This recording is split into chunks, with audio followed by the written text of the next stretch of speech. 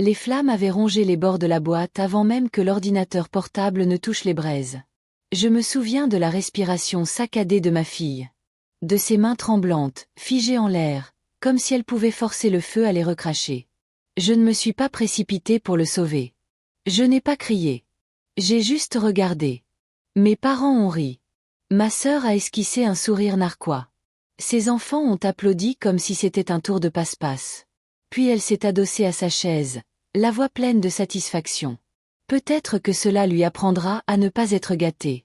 C'est à ce moment-là que j'ai souri et que le silence est tombé dans la pièce. Il n'en avait pas toujours été ainsi.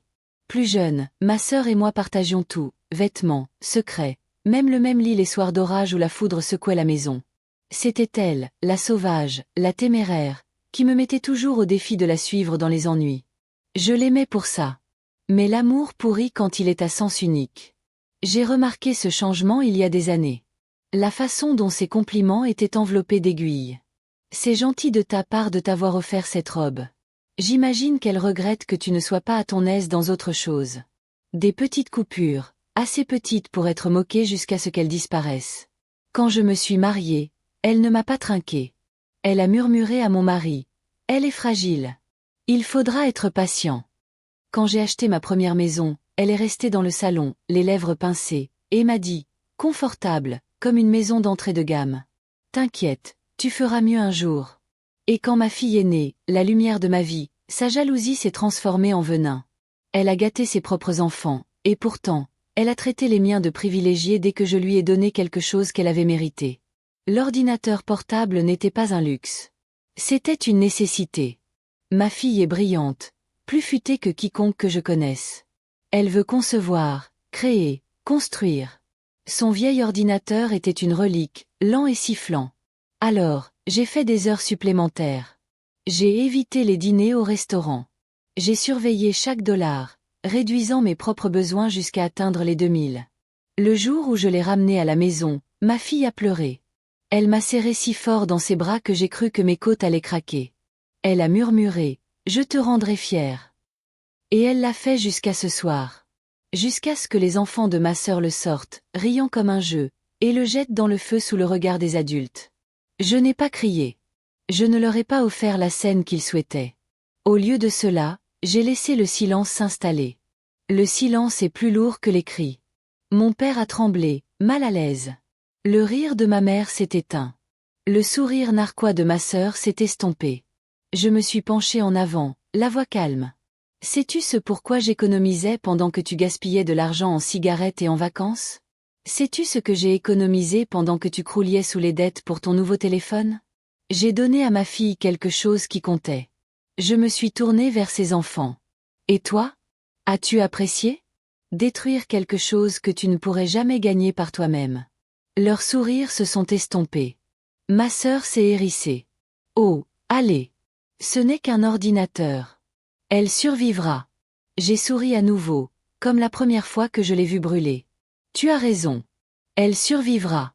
Mais toi? La vengeance n'est pas venue cette nuit-là, dans un accès de colère. Elle est venue le lendemain matin. Froide. Précise. J'ai d'abord appelé la banque. Mes parents m'avaient fait cosignataire du petit prêt qu'ils avaient contracté quand leur facture médicale s'accumulait. Ils pensaient que j'avais oublié. Pas moi. J'ai retiré mon argent immédiatement. Leur filet de sécurité s'est rompu. Puis ma sœur, elle comptait sur moi plus qu'elle ne l'admettait. J'avais toujours été celle qui gardait les enfants, qui lui surveillait l'argent, qui parvenait à ses urgences. J'ai ouvert mon téléphone, j'ai ouvert tous les groupes de discussion et, avec une clarté délibérée, j'ai écrit. À partir d'aujourd'hui, je ne suis plus disponible pour répondre à vos besoins. N'appelez pas, n'envoyez pas de SMS, ne demandez rien. J'ai appuyé sur envoyer. Mais je n'avais pas fini. Ces enfants avaient des comptes sur les réseaux sociaux remplis de vantardises, de captures d'écran de tricheries aux examens, de vidéos de vol dans les magasins, de moqueries envers leurs camarades, tout cela publiquement et sans discernement. J'ai compilé tout ça. Chaque vérité affreuse, chaque once d'arrogance qu'elle avait ignorée. Je n'avais pas besoin de répandre des mensonges. Il me suffisait de mettre en lumière. À la fin de la semaine, l'école l'a appelé, puis le directeur, puis la police. Son rire s'est arrêté. La confrontation a eu lieu 2 semaines plus tard. Elle a fait irruption chez moi, le regard hagard, crachant des jurons. Tu as ruiné la vie de mes enfants. Je n'ai pas bronché. Non, ils ont ruiné leur propre vie. J'ai juste refusé de le cacher, comme tu l'as toujours fait. Elle tremblait, tremblante de rage. Tu te crois meilleure que moi? Je me suis rapprochée, baissant la voix jusqu'à ce qu'elle ne soit presque plus qu'un murmure. Non, j'ai juste arrêté de te laisser me rabaisser. Et maintenant, tout le monde peut te voir tel que tu es. Sa bouche s'est ouverte, puis fermée. Pour la première fois depuis des années, elle n'avait plus de mots. Ce soir-là, ma fille était assise à son bureau et travaillait sur l'ordinateur portable de remplacement que je lui avais acheté. Neuf, meilleur, plus rapide, payé avec l'argent que j'avais économisé en coupant le contact avec ma sœur et mes parents. Elle leva les yeux vers moi, les yeux brillants. Maman, ça valait le coup. Je posai ma main sur la sienne. Oui, parce que maintenant tu sais que la justice ne crie pas toujours. Parfois, elle sourit. Et ce sourire, le même que j'arborais lorsque le feu a dévoré son cadeau, fut celui qui mit fin à tout.